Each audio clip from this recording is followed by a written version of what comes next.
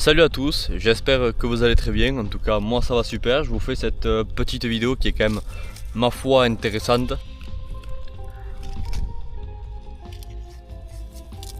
Aujourd'hui je me suis lancé à apprendre le sol, vu que mon métier futur c'est de faire agriculteur et non mécano comme je vous en ai parlé. Dans le sol il y a différents étages. Juste derrière, il y a la météo, comprendre et anticiper pour bien travailler à la ferme, observer, comprendre, prévoir et décider. Là, tu as déjà la première réussite dans l'agriculture. Température, symbole, signification, symbole et signification, tu vois. J'ai tout. Tout pour comprendre comment comprendre le vent, comment comprendre les nuages, ce que veut dire les nuages. Et c'est vraiment cette fiche que j'apprécie énormément parce que avant de travailler un champ, je descendrai de la cabine, je regarderai l'état du champ, est-ce qu'il est travaillable, est-ce qu'il est favorable à travailler, est-ce qu'il n'y a pas trop d'humidité, est-ce qu'il n'est pas trop chaud, est-ce qu'il n'est pas trop froid. Il faut faire attention lorsqu'on travaille une terre. Une terre trop chaude, vous allez la stériliser. Juste ici, comment relever des mottes de terre pour une terre fertile et un bon rendement. Relever les mottes permet d'améliorer la structure du sol, d'aider l'eau et l'air à mieux circuler et de favoriser la croissance des plantes. C'est ça qui est intéressant, c'est que je peux savoir ce qu'il me faut faire après telle culture. Les 6 erreurs à éviter: travailler un sol trop humide, risque de lissage et de compaction. Travailler un sol trop sec et dur, usure du matériel, consommation inutile. Passer les outils trop profondément, remonte des mottes du fond et fatigue le tracteur. Ne faire qu'un seul passage. Motte pas assez cassée. C'est génial. Et là, je pense qu'on va toucher le point le plus important. Les vaches donnent la production, mais tout commence sous les pattes. La règle d'or: mieux connaître son sol, la météo et les plantes pour prendre les bonnes décisions au bon moment. Un sol vivant, bien travaillé et bien géré, c'est la base d'une ferme qui produit durablement. Pas de bonne production sans un sol en bonne santé. Ça, c'est sûr. Un sol bien travaillé, automatiquement tes vaches te le rendront parce que tu auras beaucoup de production. Vous aurez beaucoup plus de rendement, que ce soit de la céréale, du maïs, tout ce que vous voulez. Vous avez la structure, la fertilité, vie du sol, réserve en eau, aération, pH et minéraux. Donc tout ça, vous avez le pH et l'aération.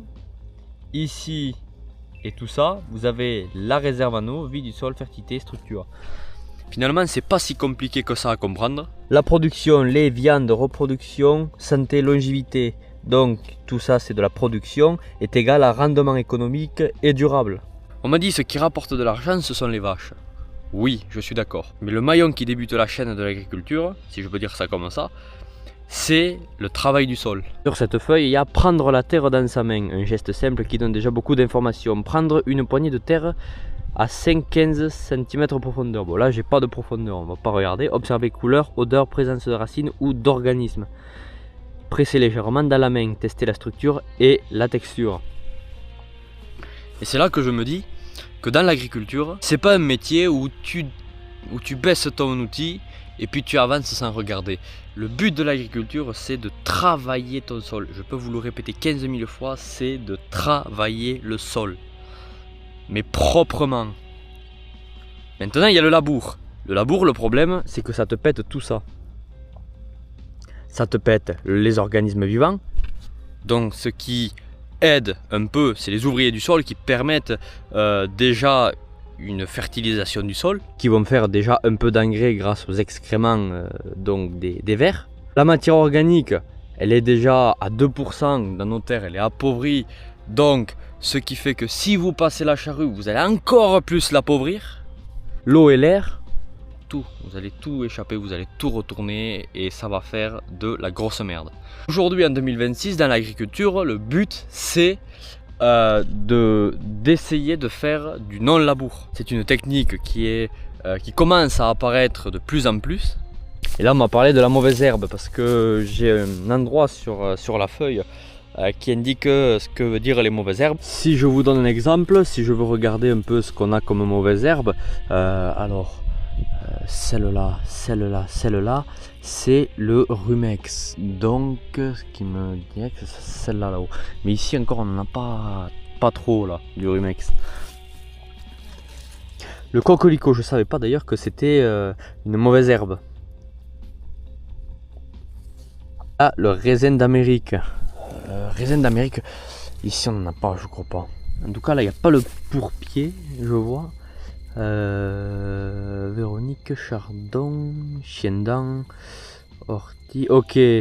Rhizome traçant, le Chiendent, ça doit être ça, je pense. Voilà, j'apprends avec vous petit à petit. Ça doit être ça le Chiendent. Dites-moi dans les commentaires. Mais je pense qu'à mon avis, c'est ça. J'apprends petit à petit. J'observe la terre. Et puis même si je me trompe, c'est pas grave. À un moment ou à un autre, je me corrige. Herbe vivace, rhizome traçant, repousse rapidement, sol compacté, manque de potassium, travail du sol insuffisant. À mon avis, ça doit être ça.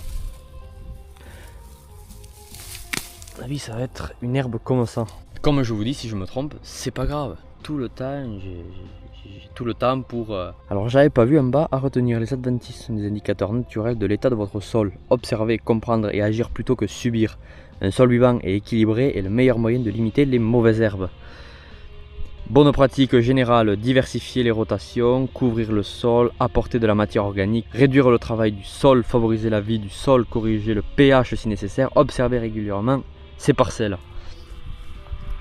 C'est sûr, ça aussi, faut faire le tour des champs, faut aller à droite, à gauche, aller voir cette parcelle, celle d'en haut, celle qui est à 13 bornes d'ici, où on a le maïs.